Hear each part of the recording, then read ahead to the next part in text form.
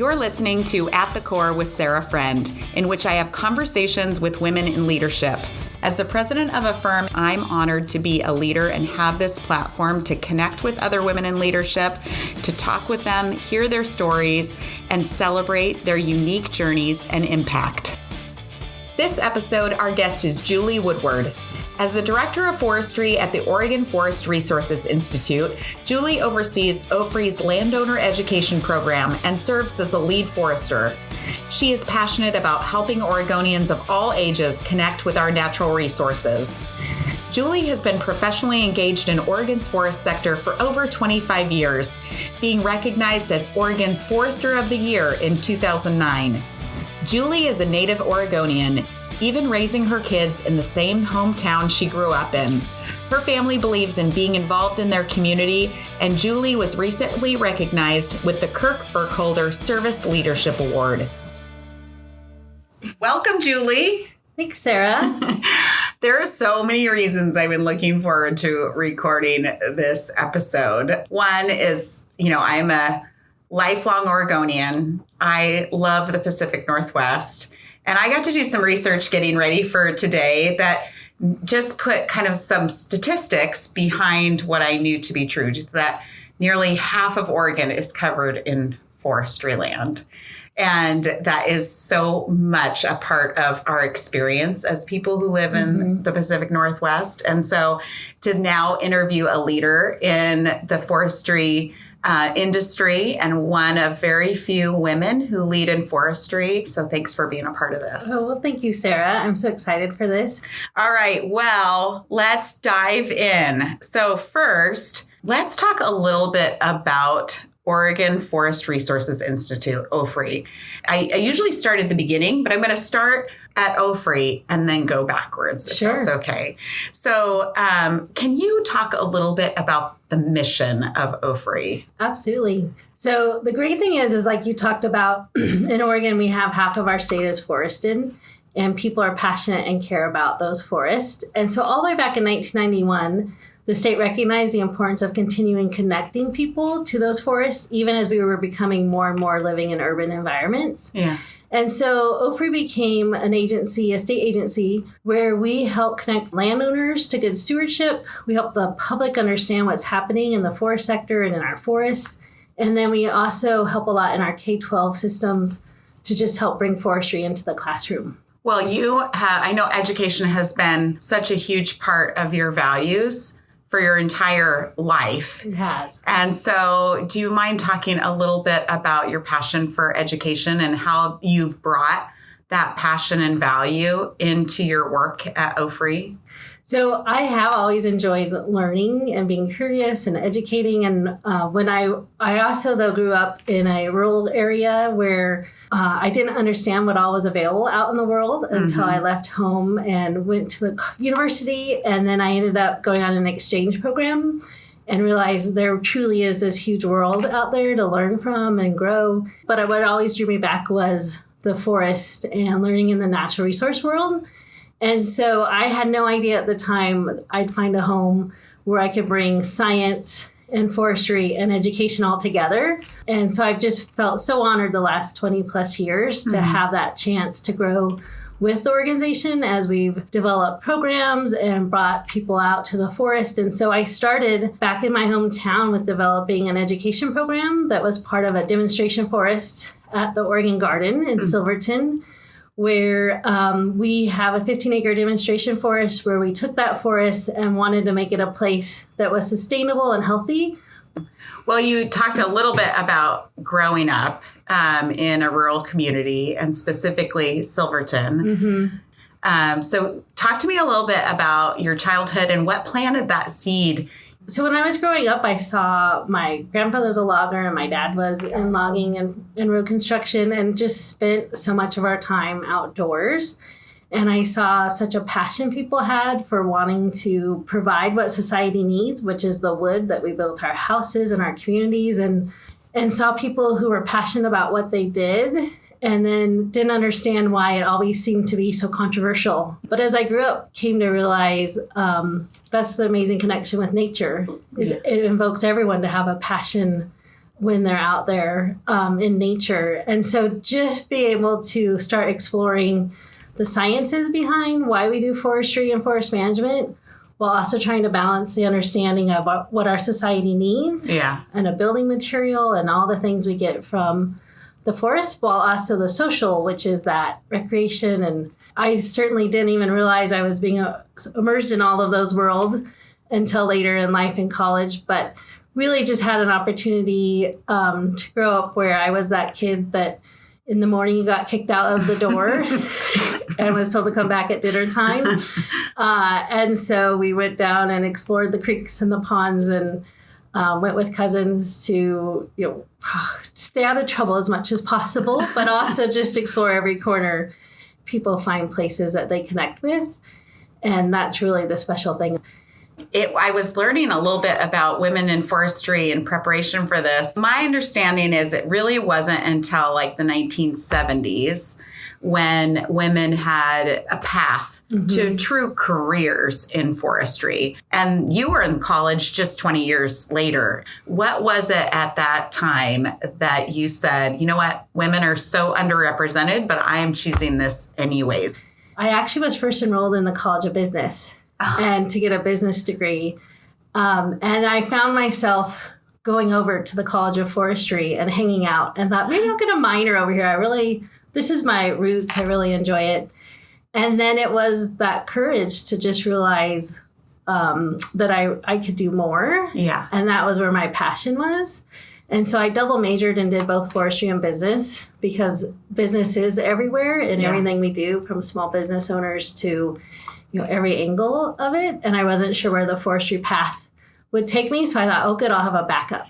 Our professor, and at the time our dean, was a real ally for women in the profession and just basically said, all the doors are there. You need to go open them. Yeah. You need to follow a few of the other pioneers that have gone through those doors and keep opening them up and inviting others to come with you. You're still, there's less than 20% of the whole forest labor industry is women and just a fraction of those in leadership. And so there's not that many women examples or mentors for you. So you have really relied on a lot of men to be your allies as you've grown in your career. So tell me a little bit about the lessons you've learned from that important relationship. Yeah, I think the important thing is as you start to develop your career is you start looking for the values that you're looking for that you want to build in your life and in your career, and looking for those people who share those values and who are your champions and cheerleaders. Yeah. And that's what I found in forestry was a lot of champions who wanted to see me and other women be successful and knew it was really important for the sector. Yeah. And then when you realize you had those friendly folks around the table, you could start talking more and leaning in and having more conversations and keep pushing more, and then inviting other women to be a part of that. Well, that became a real asset to you. You were asked to lead a capital campaign, right? Yes. So tell us a little bit about what that capital campaign was for and how you used that support system to really help you be successful in that work. In the education system, or the education programs that we had at the Oregon Garden, in the Rediscovery Forest, it rains in Oregon. And we discovered being outdoors, as much as kids love learning about forest, they really like to eat lunch in a dry spot. And so I started saying, I really think we need to build something that showcases Oregon wood, that we can get dry, we can have a great venue in the heart of the forest. And of course, when you start asking, then people turn that finger around and say, what are you going to do about it?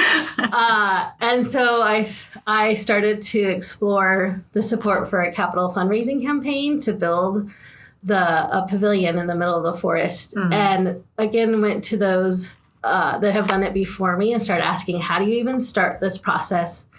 And one of the folks suggested to go to in LA, there's a grantsmanship center. And so not only was I going to get to talk about fundraising, then I was going to LA, which is a place foresters aren't often sent for work. And so I packed up and went to LA for What the is week. more scary? A forester in LA or fundraising? I also knew when I got there what a unique opportunity. And so my first thing I wanted to do was actually convince the cohort they needed to take on my project because I wanted it done in that week I had. So you're convincing them to use this as your homework assignment. Exactly. Okay. So the first thing you do is you are a smart woman. The cohort that comes together has to decide on one project. And I was going to LA not to sightsee, but to convince them this was the project because I wanted to come out the end of the week with nuts and bolts of the fundraising, the campaign. Our class took on the project. And so we spent the week, and I would, as soon as I got up in the morning till after dinner, stay at that center because it was an amazing group. I think that just highlights the opportunity that I think so many people miss in the importance of volunteerism. Mm-hmm. And I think when we think of the word volunteerism, we often just think of it through this altruist lens, right? Oh, well, volunteerism just means volunteering for a nonprofit that you're passionate about. Yeah. Yes, and it also means raising your hand to do the job that maybe nobody else is willing to do, that stretches you and gives you an opportunity to grow. It really takes you going through a process like that to realize how much you also get out of raising your hand and volunteering and the value of the people I met around there and seeing the generosity of the community and just feeling that even so much more closer again to this group that I'm passionate about representing. And one of the things that when I left LA is I was recommended to read the book Lean In by Sheryl Sandberg. I know you and I share that together. And one thing they told me is read this book, but when you're at every one of those fundraising meetings is remember to lean in. And you're like there physically lean in. Okay. I was supposed to physically lean in and touch every desk and make sure I was engaged in every conversation. And it's just a physical reminder of yourself to not only raise your hand, but when you raise your hand and you decide to go in, and is to keep engaged. Yeah. Because you don't know exactly where it was going to go. Yeah. And I even practiced at the award show, right? The nice rejection for the disappointment lens. And what I didn't practice was when they said, what if we do more? Oh. What should we do for more? And that is just the amazing part of life that you get to experience when you raise your hand. I knew the forest sector was a really generous sector, but I knew I also had to go ask. And so LA ended up being the easy part. That was coming up with the plan. The next phase was now to go out around Oregon and do the asking. And the asking wasn't just for money at times. It was also for materials or a donation of labor or a donation of maybe even a truck to haul things. Yeah. And so I also had to really get familiar with the architect and the plan, the building materials, the whole construction. We had some really amazing community partners that came in and helped take this. The Segcore Construction Alliance took this as their community project. So just all of those pieces that, you think I'm a forester that educates. And now all of a sudden you have all these different hats. Yeah. But the amazing thing, those champions, I asked some champions in the sector if they would come with me to open the door. Yeah. And I said, once you get the door open, I'll go in and do the ask, I'll have the conversations. But it really is so important to have those champions that know that first phone number to call and help open your door. We were really successful of that capital fundraising campaign and were able to build the Discovery Pavilion, which showcases beautiful wood from all over Oregon. And people even get married in there now, which it is beautiful. I never expected. I was just trying to get a place out of the rain, but it's just a beautiful and really a showcase of Oregon wood.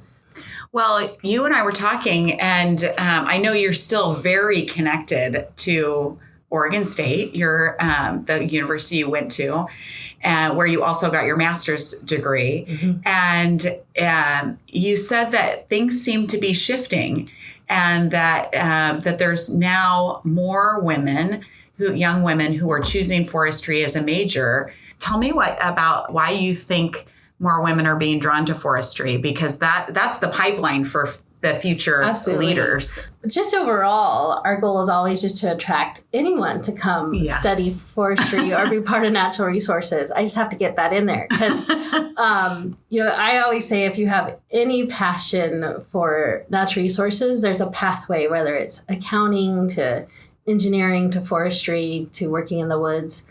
Met two women who were inspired to come be part of the college because their community was part of the Labor Day fires. Yeah.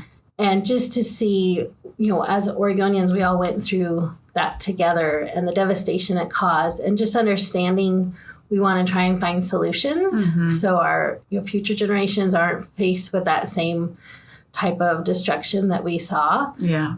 Well, and I love the idea, of young people really aligning their values and their passions with their careers. We see this with this whole next generation of young professionals coming to the workforce, really looking for something meaningful, right? Absolutely. And so for people who were directly or impacted, that's a whole group of people who can basically find a way to align those passions, values with their careers. I love the story that it begins with your idea of this pavilion, and then it turned into this odyssey, right, of Julie's LA adventure, and then having to raise all the money, and then having to basically project manage to the completion, right? One of the other examples of you leaning in is your engagement with the Resource Education and Agricultural Leadership Program, Real Oregon. Can you talk a little bit about what that program is? Yeah. You did this at the time that your twin girls were young. I was like, Julie, that's a lot on your plate. It is. But tell me a little bit about Real Oregon and why you invested so much time in that program for yourself. Well, I love the program, but I also, as we know, love natural resources and I love education. And this just seemed like such a great opportunity to be engaged in leadership and natural resources and really dig into some issues we have around Oregon. And, we talk about the arena and showing up. Yeah. And so sometimes I think about that with natural resources as that arena to show up, and we have a lot of really tough issues. And people are there showing up, but all of a sudden we continue and there's people coming and going from those conversations. But it really takes a lot of people showing up and willing to have that hard conversations and that compromise. Yeah. And through Real Oregon, we had the opportunity to go to what I call several of these arenas. So we started in Klamath Falls, where we went down and we engaged in conversations to see how is that going? What can we learn? How can we help? But more just what can you take to your next arena that you're going to show up in? Yeah. And we traveled then to Newport, where we talked to the fisheries and that, things about renewable energy and wind farms off the coast. These are really complex issues. Yeah. But as natural resource leaders, really important for us to dig in and talk not only about the issues, but how can we learn lessons from each of these issues and take them to the state level. And so, in forestry, we met in Douglas County to talk about how are we meeting societal's need for housing and for that wood that's storing carbon and all of the important topics of that, while also being sustainable and meeting all of those needs. And then to Pendleton, where we talked about agriculture and how do we feed the world and feed Oregon. And so each of these areas or arenas, you come to realize like we have tournaments, right? We have all these arenas and natural resource topics happening at the same time. And Real Oregon, part of that is to step back and say, how do we get everyone together to talk about solutions for Oregon? And how do we help elevate those conversations to an area that we can make some real decisions and important conversations for all Oregonians to be part of, because it's about compromise and it's about helping move Oregon forward. And so I had been in my arena in silo and forestry for 20 years. And I love this program because it got me to look up. Yeah. And it got me to go and talk to people in fisheries and agriculture and other natural resources and renewable energy, and just see all these passionate people around Oregon and try and start looking at a higher level of how can we come together to make some differences, to make, just such a valuable time for the next generation.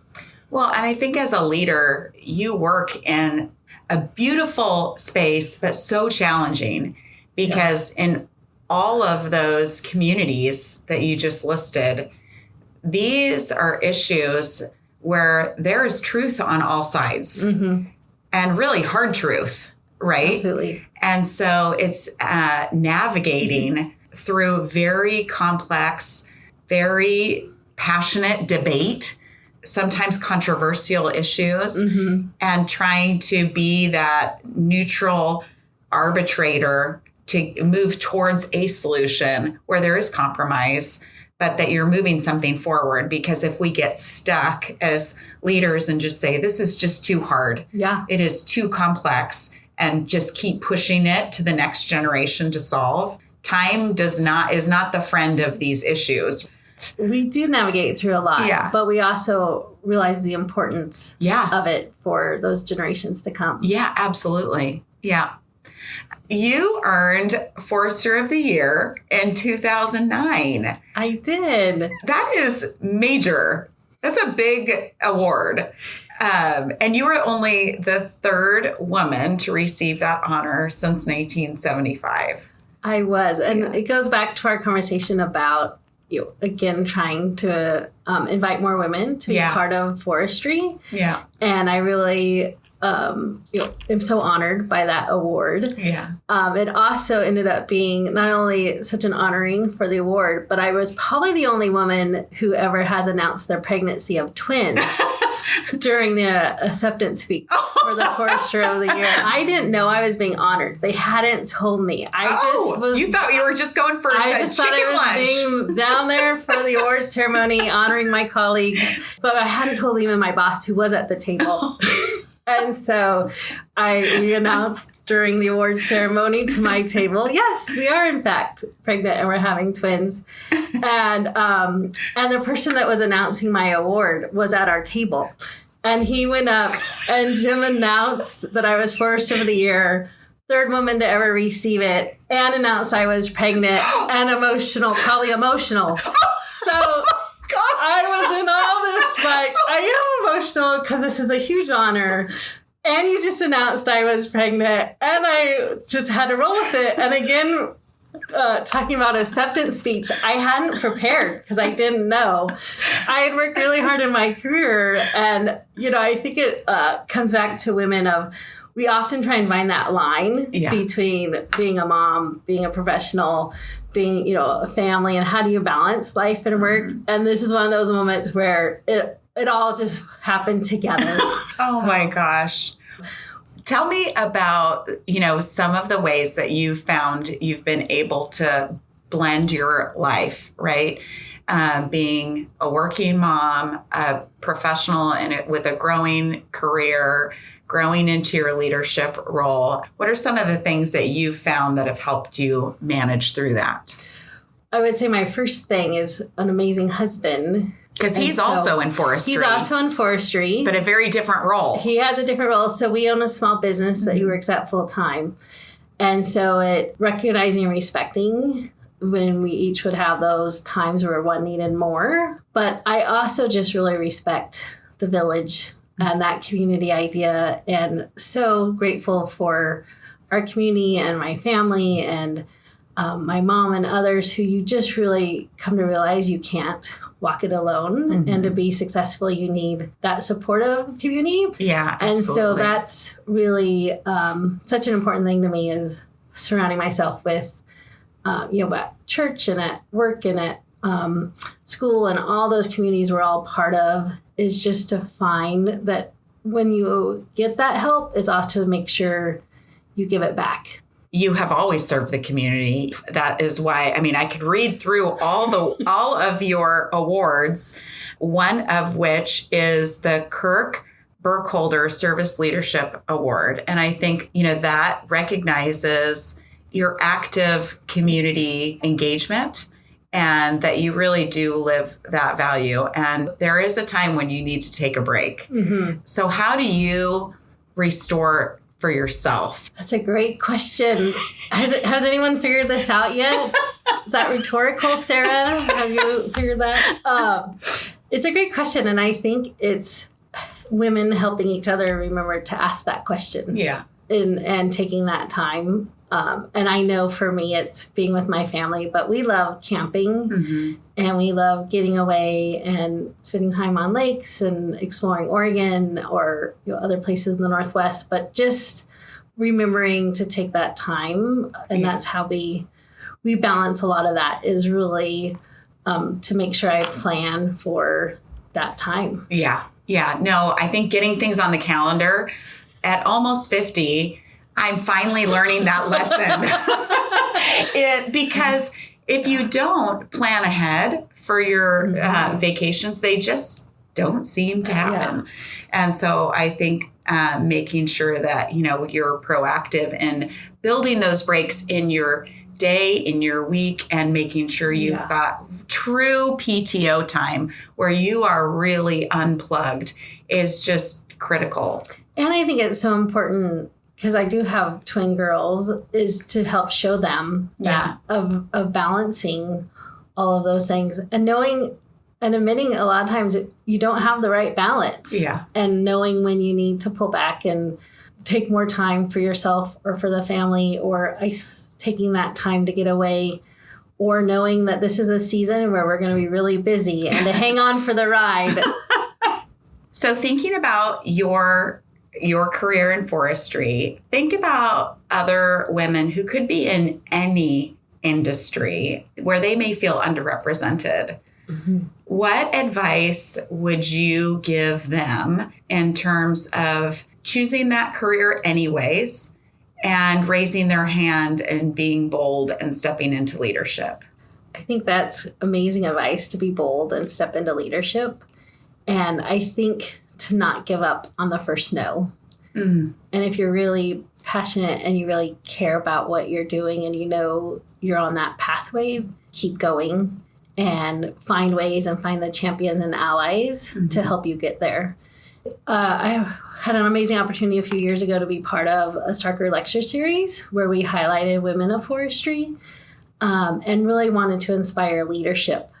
And what it did come out of it, we did have women from all sorts of natural resources, but even from engineering and other things, who realized you get so much of trying to balance work and life. You do sometimes forget to think about what's next. Yeah. And what can I apply for next? So many people don't even apply. Yeah. So you can't even be considered or know if you can step into it. You have to be willing to get the no in order to keep moving yourself forward. But once you accept that and you realize it's already a no before you start. Yes. If you don't ask the question, it's an automatic no. Exactly. Yeah. And that's really helped carry me through a lot of things. Is I'm already a no. It can only change by it can only go up from here. It can only go up. So I think when you're asking, I just keep saying keep putting yourself out there and keep dreaming of what's that next thing and look for those. And even if you don't see your exact your role or the woman in front of you doing it, is to have the courage to keep trying for it and keep talking to others about it and bring others on your journey. Okay, we have some really, what I think are great core values around here. And one thing that I ask all of my podcast guests is for you to pick out one of our core values that might speak to you personally.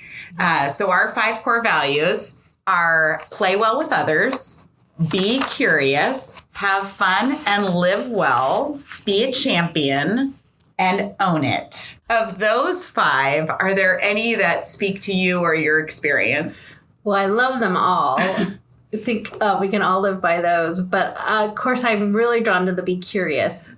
Curiosity is just such an amazing, it usually is what gets that first spark plug to get someone to ask a question. And when I'm teaching any audience, I've taught from kindergartners up to landowners. And my favorite thing as a teacher is when someone's hand goes up, because that means they're asking the question, they're being curious. And then we can dive into a conversation and dialogue. Thank you, Julie. I've loved this conversation, and I am so inspired by you and so grateful for what you do for the Pacific Northwest. And you and your entire industry help really protect our life experience here in the Pacific Northwest. So thank you for everything that you do. Thank you, Sarah. Well, thank you for having the courage to be a leader and doing this podcast and all that you do. We really appreciate it. This episode of At the Core with Sarah Friend was brought to you by The Partners Group. Visit us at thepartnersgroup.com or find us on LinkedIn, Facebook, and Instagram. We'd love to hear your feedback. At the Core with Sarah Friend is produced by the Partners Group marketing team. Our content writer and editor is Carrie Conroy. Taylor Kapik handles audio engineering and graphics. Kyle Lusk is our podcast administrator, and Alyssa Mueller is in charge of project management and guest outreach. Courtney Atami oversees our podcast production. Find all of our episodes at thepartnersgroup.com, as well as on Spotify, Apple Podcasts, or wherever you listen to your podcasts. Advisory services offered through TPG Financial Advisors, LLC, an SEC registered investment advisor and wholly owned subsidiary of the Partners Group, LLC.